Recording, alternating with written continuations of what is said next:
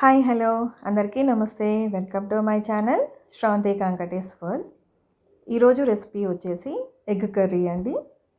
ఈ కర్రీ చాలా టేస్టీగా ఉంటుంది, చాలా ఈజీగా చేసుకోవచ్చు. ఈ కర్రీ మనం రైస్లోకి తీసుకోవచ్చు, అలానే చపాతీలోకి కూడా చాలా బాగుంటుంది. ఇప్పుడు ఈ కర్రీని ఎలా తయారు చేసుకోవాలో చూపిస్తాను.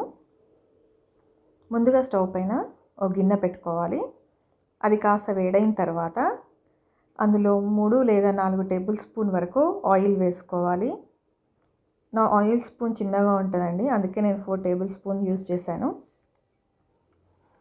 ఇప్పుడు ఇందులో ఒక 3 మీడియం సైజు ఉల్లిగడ్డల్ని ఇలా సన్నగా కట్ చేసుకొని ఫ్రై చేసుకోవాలి.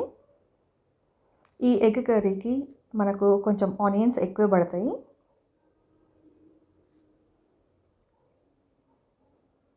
ఈ ఆనియన్స్ని లైట్ బ్రౌన్ వచ్చేదాకా ఫ్రై చేసుకోవాలి.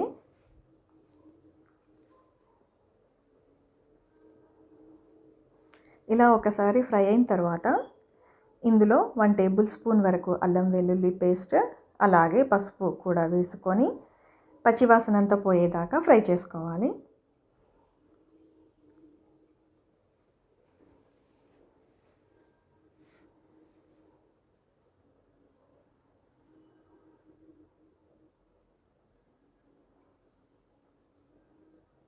ఇలా ఒకసారి పచ్చివాసన అంతా పోయిన తర్వాత ఇందులోకి 2 చిన్న సైజు టమాటోస్ని స్లైస్ లాగా కట్ చేసి వేసుకోవాలి.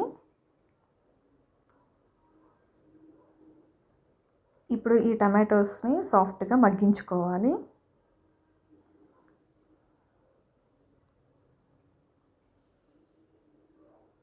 చూసారు కదా, ఇక్కడ టమాటోస్ అనేవి సాఫ్ట్గా మగ్గిపోయినాయి.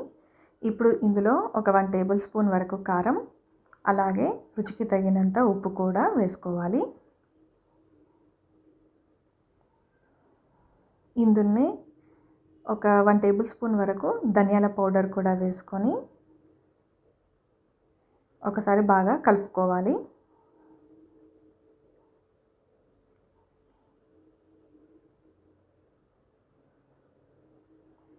ఇలా ఒకసారి కలిపిన తర్వాత మూత పెట్టి 1 నిమిషం పాటు ఉడికించుకోవాలి.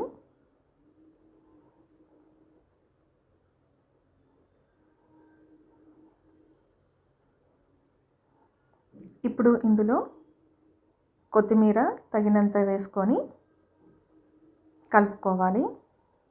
ఈ కొత్తిమీర ఫ్లేవర్ తోటి ఎగ్ కర్రీ ఇంకా చాలా టేస్టీగా ఉంటుంది.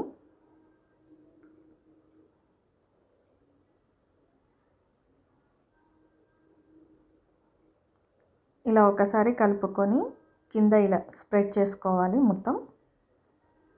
తర్వాత నేను ఇక్కడ 3 ఎగ్స్ తీసుకున్నాను.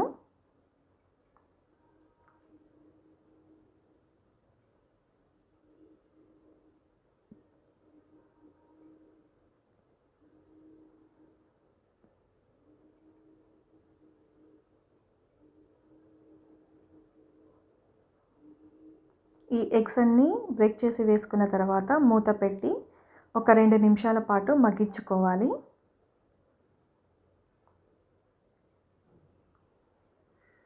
మనం వేయంగానే కలిపితే అంత చిదిమైతుందండి. అలా కాకుండా ఒక 2 నిమిషాల తర్వాత టర్న్ చేసుకుంటే ఎగ్ వస్తుంది. అలా అవసరం లేదు అని అనుకుంటే మనం నార్మల్గా స్పూన్ తోటి అటు ఇటు అంటే చిదిమైపోతుంది.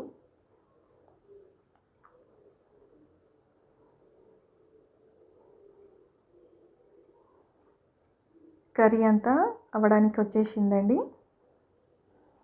ఇలా ఒకసారి బాగా కలుపుకోవాలి.